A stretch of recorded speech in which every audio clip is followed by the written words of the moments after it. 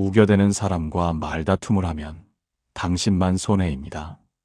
상대는 멀쩡한데 당신만 며칠 동안 잠을 설치고 자꾸 그 장면이 떠오르면서 울화가 치밀죠. 이건 애초에 불공평한 게임입니다. 그런데 더 골치 아픈 건 이 게임에서 빠져나오는 방법이 딱 한 가지밖에 없다는 사실입니다. 여러분도 아마 비슷한 경험이 있으실 겁니다. 누군가와 대화를 하다가 상대방이 자기 말만 우겨대기 시작하면 처음에는 설명을 해보려고 합니다. 하지만 상대는 듣지 않습니다. 그러면 목소리가 조금씩 높아집니다. 얼굴이 화끈거립니다. 결국 대화는 싸움이 되고 끝나고 나면 허무함만 남습니다. 상대는 아무렇지도 않은데 나만 며칠 동안 그 일을 곱씹으며 괴로워합니다. 이게 바로 우겨대는 사람과의 대화가 가진 가장 큰 문제입니다. 그런데 여기서 한 가지 놀라운 사실은 이건 당신의 문제가 아니라는 겁니다. 당신의 논리가 부족해서가 아닙니다. 우겨대는 사람은 애초에 대화를 하려는 게 아니기 때문입니다. 그 사람은 자기 말을 관철시키려는 겁니다. 그러니 당신이 아무리 설명을 잘해도 아무리 이치에 맞게 말해도 소용이 없습니다. 이건 대화가 아니라 일방적인 주장일 뿐입니다. 그렇다면 이런 상황에서 말을 많이 하는 사람과 한마디로 끝내는 사람의 차이는 무엇일까요? 말을 많이 하는 사람은 상대를 설득시키고 이해시키려고 합니다. 하지만 한마디로 끝내는 사람은 다릅니다. 그 사람은 대화의 목적 자체를 바꿉니다. 이기려는 게 아니라 빠져나오는 겁니다. 상대를 바꾸려는 게 아니라 자기 마음을 지키는 겁니다. 이 차이가 결과를 완전히 다르게 만듭니다. 오늘 이 영상에서는 우겨대는 사람 앞에서 당신이 할 수 있는 가장 강력한 한마디를 알려드리겠습니다. 이 한마디는 상대를 공격하지도 않고 당신이 지지 않게 만듭니다. 그냥 조용히 대화를 끝냅니다. 이 대화의 방식은 지금까지 살아온 방식과는 다를 수 있어 어색할 수 있지만 이 문장을 쓰기 시작하면 당신의 관계가 달라집니다. 더 이상 억울하게 당하지 않고 마음 편히 살 수 있게 됩니다. 나이가 들수록 말다툼은 더 피곤해서 사람을 아예 안 만나버리는 분들이 계신데 그건 해결 방법이 아닙니다. 우리에게 필요한 건 정확한 말 한마디입니다. 지금부터 그 이야기를 시작하겠습니다. 구독과 좋아요를 누르시면 다음 영상도 놓치지 않고 만나보실 수 있습니다. 먼저 우겨대는 사람 앞에서 어떻게 대화를 끝내는지 구체적으로 보여드린 다음 절대로 해서는 안 되는 말이 무엇인지 함께 살펴보겠습니다. 첫 번째입니다. 단 한 문장으로 싸움 문을 닫는 기술입니다. 인천에 사는 65세 최순자 씨는 지난주 아파트 관리사무소에서 한 이웃과 주차 문제로 대화를 나눴습니다. 상대방은 당신이 선을 넘어서 세웠잖아요. 라며 목소리를 높였습니다. 최순자 씨는 처음엔 설명하려고 했습니다. 제 차는 선 안에 있었어요. 하지만 상대는 아니, 내가 봤으니까 확실해요. 라며 계속 우겨댔습니다. 예전 같았으면 최순자 씨도 목소리를 높였을 겁니다. 하지만 이번에는 달랐습니다. 최순자 씨는 조용히 이렇게 말했습니다. 이 대화는 여기서 멈추는 게 좋겠습니다. 그리고 천천히 자리를 떠났습니다. 상대방은 지금 뭐 하는 거냐고 소리 질렀지만 나중에는 멍하니 서 있다가 더 이상 따라오지 않았습니다. 집으로 돌아온 최순자 씨는 예전처럼 가슴이 두근거리지 않았습니다. 오히려 마음이 편안했습니다. 미국 워싱턴 대학의 심리학자 존 가트머는 부부간 갈등을 30년 넘게 연구한 사람입니다. 그는 수천 쌍의 부부를 관찰한 끝에 한 가지 놀라운 사실을 발견했습니다. 말다툼이 격해지는 순간 사람의 심박수는 분당 100회 이상으로 올라갑니다. 이 상태가 되면 뇌의 이성적 판단을 담당하는 전두엽이 제대로 작동하지 않습니다. 쉽게 말하면 대화가 불가능한 상태가 되는 겁니다. 더 큰 문제는 상대방도 똑같은 상태라는 점입니다. 둘 다 이성을 잃었는데 이성적으로 대화하려고 하니 당연히 안 됩니다. 가트먼은 이런 상황에서 가장 효과적인 방법은 대화를 멈추는 것이라고 말했습니다. 계속 말을 하면 관계만 나빠질 뿐이라는 겁니다. 최순자 씨가 쓴 이 대화는 여기서 멈추는 게 좋겠습니다. 라는 문장은 상대를 공격하지 않습니다. 자기가 틀렸다고 인정하는 것도 아닙니다. 그냥 대화를 멈추자는 선언입니다. 이 문장의 힘은 명확함에 있습니다. 그만하자 같은 애매한 표현이 아니라 여기서 멈추는 게 좋겠다고 분명하게 경계를 그었습니다. 상대방이 계속 우겨대더라도 이 문장을 말하고 자리를 뜨면 됩니다. 왜냐하면 이미 대화가 아니기 때문입니다. 심박수가 올라가고 감정이 격해진 상태에서는 무슨 말을 해도 상대에게 들리지 않습니다. 고대 로마의 황제이자 철학자였던 마르쿠스 아우렐리우스는 이런 말을 남겼습니다. 당신이 통제할 수 없는 것에 마음을 쓰지 마라. 당신이 통제할 수 있는 것은 오직 당신 자신뿐이다. 우겨대는 사람의 생각을 바꾸는 건 당신이 통제할 수 없는 영역입니다. 하지만 대화를 멈추는 건 당신이 통제할 수 있습니다. 상대방이 뭐라고 하든 당신은 이 대화는 여기서 멈추는 게 좋겠다고 말하고 그 자리를 떠날 수 있습니다. 이건 도망이 아닙니다. 자기 마음을 지키는 겁니다. 대화를 멈춘다고 해서 당신이 진 게 아닙니다. 오히려 그 순간 당신은 가장 현명한 선택을 한 겁니다. 나이가 들수록 말다툼은 몸에도 마음에도 해롭습니다. 억지로 이기려고 하다가 혈압이 오르고 잠을 설치고 관계는 더 나빠집니다. 그보다는 조용히 대화를 끝내는 게 훨씬 낫습니다. 처음에는 어색할 수 있습니다. 말을 멈추고 자리를 뜨는 게 익숙하지 않을 수 있습니다. 하지만 이 문장을 한번 써보면 당신은 알게 될 겁니다. 말을 멈추는 순간 마음이 얼마나 편안해지는지를요. 두 번째입니다. 내 삶의 주도권을 지키는 말을 하십시오. 대전에 사는 59세 김영호 씨는 얼마 전 형과 전화통화를 했습니다. 형은 김영호 씨가 최근 새로 산 아파트에 대해 이것저것 물어보더니 갑자기 이렇게 말했습니다.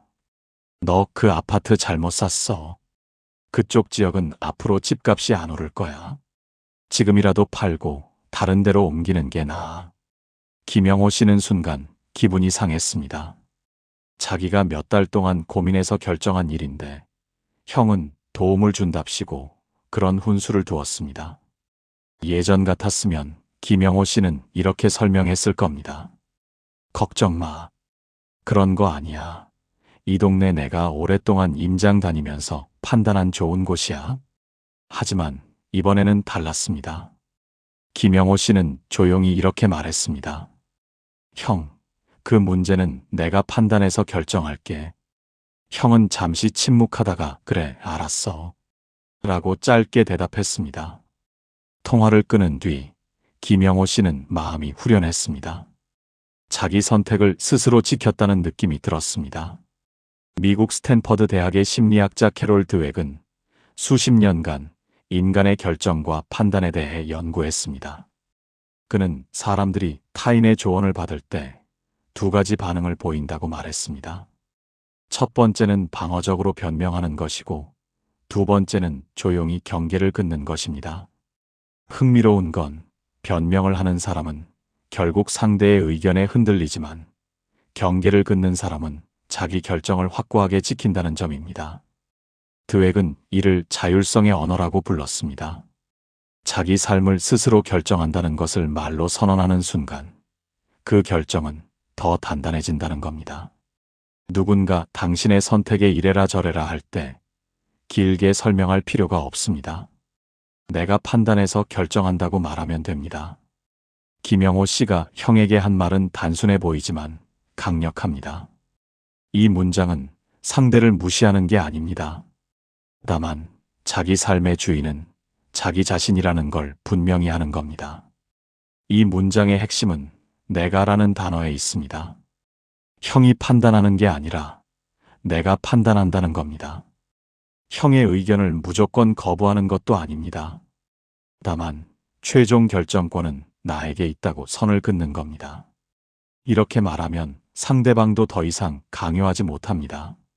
왜냐하면 당신이 이미 주도권을 가져왔기 때문입니다. 독일의 철학자 임마누엘 칸트는 이런 말을 했습니다. 다른 사람의 의견을 존중하되 스스로 생각하는 용기를 가져라. 형의 말을 들을 수는 있습니다. 하지만 그 말을 따를지 말지는 내가 정합니다.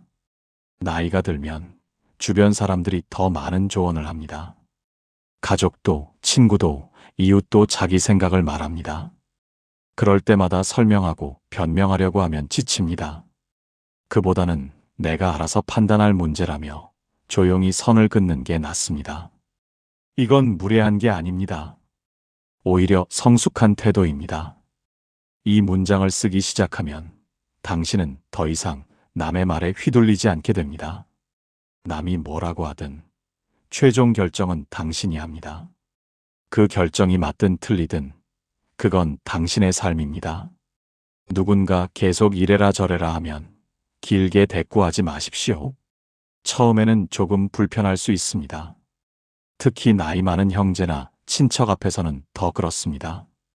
하지만 이 문장을 한번 써보면 당신은 알게 될 겁니다. 자기 삶을 스스로 지킨다는 게 얼마나 든든한 일인지를요. 세 번째입니다. 내 방식을 지킬 권리를 말하십시오. 서울에 사는 67세 박미숙 씨는 얼마 전 고등학교 동창을 만났습니다. 오랜만에 만난 자리라 반가웠는데 동창은 박미숙 씨의 생활 방식에 대해 이것저것 참견을 했습니다. 너 요즘도 혼자 여행 다녀? 우리 나이에 혼자 다니면 위험해. 나처럼 단체 관광 다니는 게 훨씬 안전하고 좋아. 사람도 많이 만나고. 박미숙 씨는 혼자 여행하는 걸 좋아합니다. 자기 속도로 걷고 보고 싶은 것만 보고 쉬고 싶을 때 쉽니다. 예전 같았으면 박미숙 씨는 그러니? 그래 생각해 볼게 라고 대답했을 겁니다. 그러면 동창은 이때다 싶어서 나이 들면 위험하니 꼭 여행은 짝을 지어 다니라며 계속 자기 방식을 강요했을 것입니다. 하지만 이번에는 달랐습니다. 박미숙 씨는 조용히 이렇게 말했습니다. 그 이야기는 내 방식과는 맞지 않아. 동창은 잠시 놀란 표정을 지었습니다. 그리고 아, 그래? 라고 하더니 더 이상 그 이야기를 꺼내지 않았습니다. 박미숙 씨는 마음이 두근거리면서도 어딘지 모르게 시원하고 편안한 느낌이 들었습니다. 자기 방식을 변명하지 않고도 지켰다는 느낌이 들었습니다. 영국의 심리학자 리처드 와이즈먼은 대인관계에서 가치관 충돌에 대해 오랫동안 연구했습니다. 그는 사람들이 삶의 방식을 두고 의견이 부딪힐 때 가장 많이 하는 실수가 자기 선택을 정당화하려고 애쓰는 것이라고 말했습니다. 혼자 다니는 게 편해요. 저는 그게 좋아요. 이런 식으로 설명하면 상대방은 그 이유를 하나씩 반박합니다.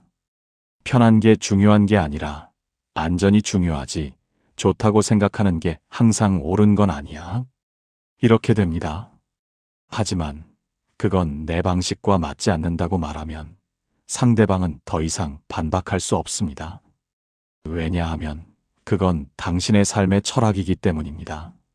와이즈먼은 이를 가치 중심 경계 설정이라고 불렀습니다. 이유를 대는 게 아니라 자기 방식을 선언하는 겁니다.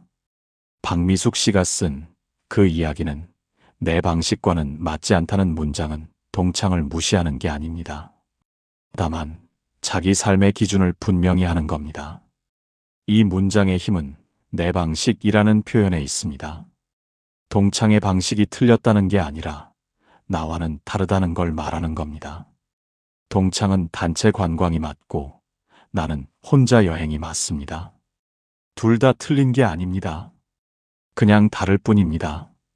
이렇게 하면 상대방도 더 이상 강요하지 못합니다. 왜냐하면 당신의 방식을 존중해야 하기 때문입니다. 누군가 계속 자기 방식을 밀어붙이면 길게 이유를 대지 마십시오. 프랑스의 철학자 장 자크 루소는 이런 말을 했습니다. 자유란 타인의 기준이 아니라 자기 양심을 따르는 것이다. 동창이 단체 관광이 좋다고 해서 무조건 따를 필요는 없습니다. 내 삶은 내가 가장 잘 압니다. 무엇이 나를 행복하게 하는지, 무엇이 나에게 맞는지는 나만 압니다. 누군가 계속 자기 방식을 강요하면 내 방식과는 맞지 않다고 말하고 대화를 끝내면 됩니다. 이건 관계를 끊는 게 아닙니다. 오히려 서로의 차이를 존중하는 겁니다. 동창은 동창의 방식대로 살고 나는 나의 방식대로 삽니다. 그게 건강한 관계입니다. 이 문장을 쓰기 시작하면 당신은 더 이상 남의 기준에 맞춰 살지 않게 됩니다. 누군가 자기 방식을 강요하면 제 방식과는 맞지 않아요 라고 조용히 말하면 됩니다. 처음에는 조금 서운하게 들릴 수 있습니다.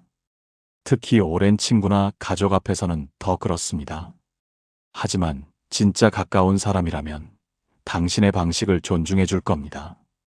그리고 당신은 알게 될 겁니다.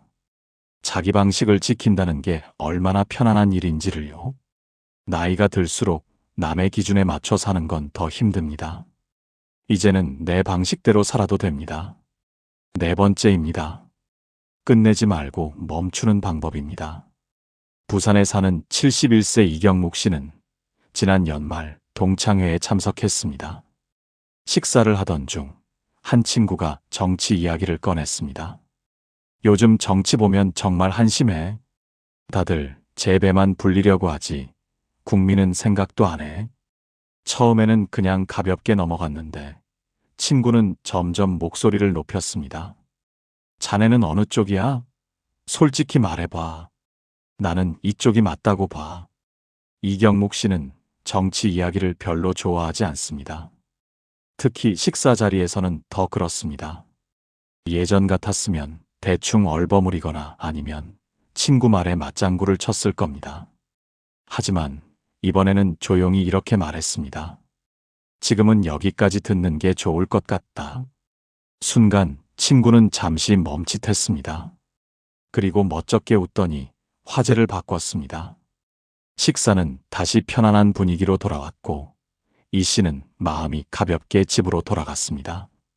미국 예일대학의 사회심리학자 존 바그는 대화의 경계에 대해 오랫동안 연구했습니다. 그는 사람들이 불편한 대화를 끝내지 못하는 이유가 명확한 신호를 주지 않기 때문이라고 말했습니다. 그런가? 그런 것 같기도 해. 이런 애매한 말은 상대방에게 계속 말해도 된다는 신호를 줍니다. 하지만 여기까지 듣겠다고 분명하게 선을 그으면 상대방은 더 이상 말을 이어가지 못합니다. 바그는 이를 듣기의 한계 설정이라고 불렀습니다. 모든 걸 다 들어줄 필요는 없습니다. 당신이 듣고 싶은 만큼만 들으면 됩니다. 그 이상은 거절할 권리가 있습니다. 이경묵 씨가 쓴 한 문장은 친구를 무시하는 게 아닙니다. 다만 자기 한계를 분명히 하는 겁니다. 이 문장의 핵심은 여기까지라는 표현에 있습니다. 더 이상은 듣지 않겠다는 명확한 경계입니다. 친구의 말이 틀렸다는 게 아닙니다. 다만 나는 여기까지만 듣겠다는 겁니다. 이렇게 말하면 상대방도 더 이상 강요하지 못합니다. 왜냐하면 당신이 이미 듣기의 한계를 정했기 때문입니다. 누군가 계속 불편한 이야기를 하면 끝까지 참고 들을 필요가 없습니다. 여기까지 듣는 게 좋을 것 같다고 말하면 됩니다. 네덜란드의 철학자 바리흐 스피노자는 이런 말을 했습니다. 자유로운 사람은 타인의 말에 얽매이지 않는다. 친구가 말한다고 해서 끝까지 들어야 하는 건 아닙니다. 당신에게는 듣지 않을 권리가 있습니다. 특히 정치, 종교, 건강처럼 민감한 주제는 더 그렇습니다. 누군가 계속 자기 생각을 강요하면 여기까지 듣는 게 좋을 것 같다고 말하고 화제를 바꾸면 됩니다. 이건 무례한 게 아닙니다. 오히려 관계를 지키는 방법입니다. 불편한 대화를 계속하다 보면 관계가 나빠집니다. 그보다는 적절한 지점에서 대화를 끝내는 게 낫습니다. 이 문장을 쓰기 시작하면 당신은 더 이상 억지로 듣지 않아도 됩니다. 누군가 불편한 이야기를 계속하면 지금 배운 한 문장을 조용히 꺼내면 됩니다. 처음에는 조금 어색할 수 있습니다. 하지만 이 문장을 한번 써보면 당신은 알게 될 겁니다. 듣기의 한계를 정한다는 게 얼마나 마음 편한 일인지를요. 마지막 5번째입니다. 동의가 아닌 인정하는 말은 상대의 힘을 뺍니다. 광주에 사는 63세 정혜란 씨는 얼마 전 시장에서 오랜만에 만난 지인과 이야기를 나눴습니다. 지인은 정 씨의 딸 이야기를 꺼냈습니다. 딸이 아직도 결혼 안 했어? 이제 30 넘었는데 빨리 시켜야지. 여자는 나이 들면 힘들어. 정 씨는 순간 기분이 상했습니다. 딸은 지금 하는 일이 있고 결혼에 대해 천천히 생각하고 있습니다. 예전 같았으면 정 씨는 얼른 그 순간을 피하고 싶은 마음에 변명처럼 대답했을 겁니다. 하지만 이번에는 달랐습니다. 정 씨는 조용히 이렇게 말했습니다. 당신은 그렇게 생각하실 수는 있겠네요. 그리고 잠시 미소를 지었습니다. 지인은 잠시 멈칫했습니다. 더 이상 할 말이 없었던 것 같습니다. 곧 화제가 다른 곳으로 넘어갔고 정 씨는 마음이 편안했습니다. 딸을 변호하느라 애쓰지 않아도 됐고 지인과 싸우지도 않았습니다. 미국 하버드 대학의 심리학자 다니엘 길버트는 인간의 의견 충돌에 대해 오랫동안 연구했습니다. 그는 사람들이 의견이 다를 때 2가지 반응을 보인다고 말했습니다. 하나는 상대를 설득하려는 것이고 다른 하나는 상대의 의견을 인정하는 것입니다. 흥미로운 건 설득하려는 사람은 결국 갈등을 만들지만 인정하는 사람은 평화를 유지한다는 점입니다. 길버트는 이를 의견의 공존이라고 불렀습니다. 상대의 의견이 틀렸다고 말할 필요가 없습니다.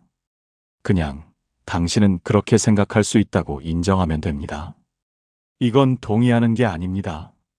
다만 상대가 그런 생각을 가질 수 있다는 걸 받아들이는 겁니다. 정혜란 씨가 쓴 그렇게 생각할 수도 있겠다는 문장은 지인의 말에 동의하는 게 아닙니다. 다만 그 사람이 그렇게 생각할 수 있다는 걸 인정하는 겁니다. 이 문장의 힘은 생각할 수는 있다는 표현에 있습니다. 당신이 옳다는 게 아니라 당신은 그렇게 생각할 수 있다는 겁니다. 나는 다르게 생각하지만 당신의 의견을 부정하지는 않겠다는 뜻입니다. 이렇게 말하면 상대방은 더 이상 자기 의견을 강요하지 못합니다. 왜냐하면 당신이 이미 그 의견을 인정했기 때문입니다. 하지만 동의한 건 아니죠. 그냥 당신은 그렇게 볼 수 있다고 말한 것뿐입니다. 스위스의 심리학자 칼 융은 이런 말을 했습니다. 타인의 관점을 이해한다고 해서 그것에 동의해야 하는 것은 아니다. 지인이 딸의 결혼에 대해 뭐라고 해도 그건 지인의 생각일 뿐입니다. 정혜란 씨는 딸을 가장 잘 압니다. 딸의 삶은 딸이 결정합니다. 누군가 자기 생각을 강요하면 그건 너의 생각이니 그건 그거대로 인정한다고 말하면 됩니다. 이건 비꼬는 게 아닙니다. 진심으로 상대의 의견을 인정하되 내 입장은 바꾸지 않는 겁니다. 이렇게 하면 갈등이 생기지 않습니다. 상대도 더 이상 말을 이어가지 못합니다.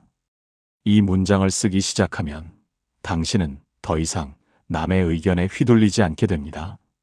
누군가 자기 생각을 강요하면 그렇게 생각하실 수는 있겠네요. 라고 조용히 말하면 됩니다. 상대는 인정받았다고 느낄 것이고 당신은 자기 입장을 지킬 수 있습니다. 처음에는 조금 이상하게 들릴 수 있습니다. 하지만 이 문장을 한번 써보면 당신은 알게 될 겁니다. 의견을 인정한다는 게 동의하는 게 아니라는 걸, 그리고 그게 얼마나 평화로운 방법인지를요. 지금까지 우겨대는 사람 앞에서 쓸 수 있는 5가지 문장을 살펴봤습니다. 대화를 멈추고 판단을 스스로 하고 자기 방식을 지키고 듣기의 한계를 정하고 상대 의견을 인정하되 동의하지 않는 방법들입니다. 이 문장들은 모두 한 가지 공통점이 있습니다. 상대와 싸우지 않으면서도 자기 마음을 지킨다는 점입니다. 그런데 여기서 한 가지 중요한 이야기를 더 해야겠습니다. 아무리 좋은 문장을 알아도 단 한마디 때문에 모든 게 무너질 수 있습니다. 우겨대는 사람 앞에서 절대로 해서는 안 되는 말이 있습니다. 이 말을 하는 순간 상대는 더 강하게 우겨대고 당신은 지치게 됩니다. 지금부터 절대 하지 말아야 할 그 세 가지 문장을 보여드리겠습니다. 만약 당신이 이 말을 자주 쓰고 있었다면 오늘부터 멈추셔야 합니다. 첫 번째입니다. 싸움에 불을 붙이게 만드는 문장입니다. 수원에 사는 69세 한명수 씨는 지난달 아파트 주민회의에서 한 이웃과 크게 다퉜습니다. 주차장 보수 문제로 의견이 갈렸는데 상대방은 지금 당장 할 필요 없다고 주장했습니다. 한명수 씨는 주차장 바닥이 이미 갈라져서 위험하다고 설명했습니다. 하지만 상대는 듣지 않았습니다. 아직 쓸만하니까 내년에 하면 된다는 것이었습니다. 한명수 씨는 점점 답답해졌습니다. 그리고 이렇게 말했습니다. 상식적으로 생각해 보세요. 바닥이 저렇게 갈라져 있는데 어떻게 내년까지 기다립니까? 그 순간 상대방의 얼굴이 굳어졌습니다. 상식이요? 내가 비상식적이라는 거예요? 목소리가 높아졌습니다. 당신이야말로 상식이 없는 거 아니에요? 멀쩡한 걸 왜 돈 들여서 고쳐요? 대화는 순식간에 감정 싸움이 됐습니다. 회의가 끝난 뒤에도 한명수 씨는 며칠 동안 그 일이 머릿속을 떠나지 않았습니다. 자기가 뭘 잘못했는지도 몰랐습니다. 그냥 상식적으로 말했을 뿐인데 왜 상대가 그렇게 화를 냈는지 이해가 안 갔습니다. 미국 스탠퍼드 대학의 커뮤니케이션 학자 클리포드 나스는 대화 중 공격성을 연구했습니다. 그는 사람들이 가장 공격적으로 느끼는 표현이 무엇인지 조사했는데 그 중 하나가 상식적으로 라는 말이었습니다. 이 말은 표면적으로는 논리를 말하는 것 같지만 실제로는 상대를 무시하는 표현입니다. 상식적으로 생각하면 이라는 말 속에는 당신은 상식이 없다는 뜻이 숨어 있습니다. 나스는 이를 숨겨진 공격 언어라고 불렀습니다. 말하는 사람은 논리적으로 설득한다고 생각하지만 듣는 사람은 무시당했다고 느낍니다. 그래서 대화는 논쟁이 아니라 감정 싸움이 됩니다. 상대방은 더 이상 당신의 논리를 듣지 않습니다. 그냥 자존심이 상해서 맞서 싸우게 됩니다. 한명수 씨가 상식적으로 생각해 보세요. 라고 말한 순간 대화는 끝났습니다. 상대방은 주차장 문제를 생각하는 게 아니라 자기가 무시당했다는 느낌에 집중했습니다. 내가 비상식적이라고? 이 감정이 생기는 순간 아무리 논리적으로 설명해도 소용이 없습니다. 상대는 당신이 틀렸다는 걸 증명하려고 말합니다. 주차장이 위험하든 안전하든 중요하지 않습니다. 그냥 당신한테 지기 싫은 겁니다. 상식적으로 라는 말 대신 제 생각에는 이라고 말했다면 어땠을까요?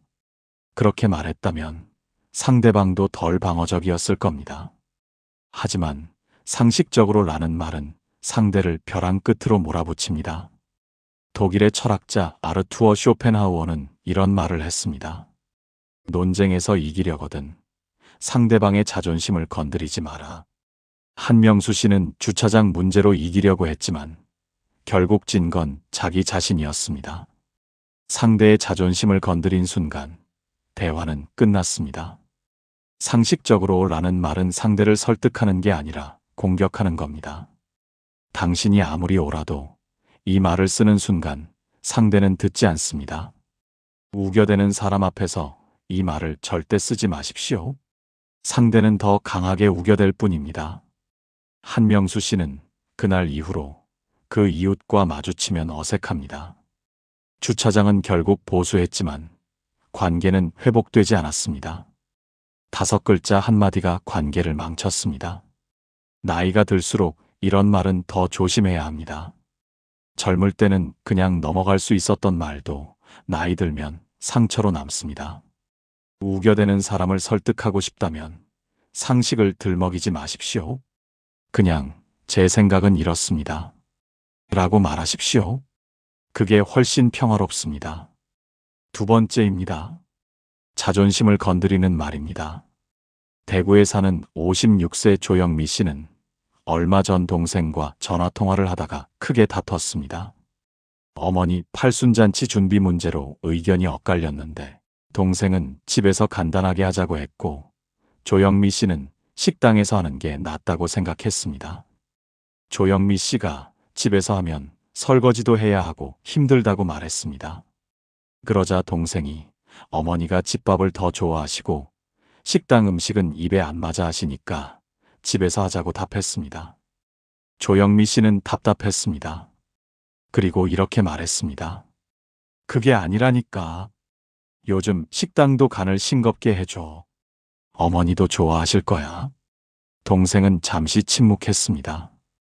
그리고 목소리가 차갑게 변했습니다. 언니는 맨날 그래. 내 말은 안 듣고 언니 생각만 맞다고 하지. 조영미 씨는 억울했습니다. 내가 언제 그랬어? 나는 엄마랑 너 편하게 해주려고 생각해서 하는 말이야. 난 됐어. 이게 나랑 엄마 생각하는 거야? 언니 편한 대로 하자는 거잖아. 대화는 완전히 어긋났고 결국 둘 다 화를 내며 전화를 끊었습니다. 영국 옥스퍼드 대학의 언어학자 데보라 텐너는 가족 간 대화 패턴을 30년 넘게 연구했습니다. 그는 대화에서 가장 관계를 해치는 표현 중 하나가 그게 아니라니까 라는 말이라고 밝혔습니다. 이 말은 표면적으로는 설명하는 것 같지만 실제로는 상대의 말을 완전히 부정하는 겁니다. 당신이 틀렸다는 뜻입니다. 텐너는 이를 전면 부정 언어라고 불렀습니다. 상대방이 뭐라고 하든 그게 아니라고 말하는 순간 상대는 방어 태세에 들어갑니다. 더 이상 대화가 아니라 싸움이 됩니다. 누가 맞는지를 가리려고 합니다. 텐넌의 연구에 따르면 그게 아니라는 말을 자주 쓰는 사람들은 가족관계 만족도가 현저히 낮았습니다. 조영미 씨가 그게 아니라니까 라고 말한 순간 동생은 언니의 설명을 듣는 게 아니라 자기를 방어하기 시작했습니다. 내 말이 틀렸다고? 그럼 언니 말만 맞다는 거야? 이렇게 되면 어머니 생신은 중요하지 않습니다. 그냥 누가 이기느냐의 문제가 됩니다. 그게 아니라는 말 대신 언니 생각은 조금 다르다고 말했다면 어땠을까요? 네 말도 맞는데 내 생각은 이렇다고 말했다면 동생도 덜 방어적이었을 겁니다. 고대 그리스 철학자 에픽테토스는 이런 말을 했습니다. 다른 사람이 틀렸다고 말하기 전에 그 사람의 관점에서 생각해보라. 동생은 어머니가 집밥을 좋아하신다는 걸 알고 있었습니다. 조영미 씨는 어머니가 편하게 드시길 바랐습니다. 둘 다 어머니를 생각하는 마음은 같았습니다. 하지만 그게 아니라는 말 한마디가 그 마음을 가렸습니다. 우겨대는 사람 앞에서 이 말을 쓰면 상대는 더 강하게 우겨댑니다. 왜냐하면 자기가 부정당했다고 느끼기 때문입니다. 조영미 씨는 그날 이후로 동생과 일주일 넘게 연락하지 않았습니다. 결국 조영미 씨가 먼저 전화해서 사과했지만 마음속 응어리는 남았습니다. 그게 아니라니까 라는 말 한마디가 남매 관계를 흔들었습니다. 나이가 들수록 형제자매가 소중합니다. 하지만 이런 말 한마디가 관계를 멀어지게 만듭니다. 우겨대는 사람을 설득하고 싶다면 그게 아니라고 부정하지 마십시오. 마지막입니다. 관계를 깨는 말 한마디입니다. 전주에 사는 73세 김동철 씨는 지난주 병원에서 의사와 불편한 대화를 나눴습니다.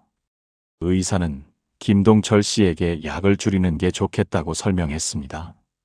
혈압약을 계속 드시면 간에 무리가 갈 수 있습니다.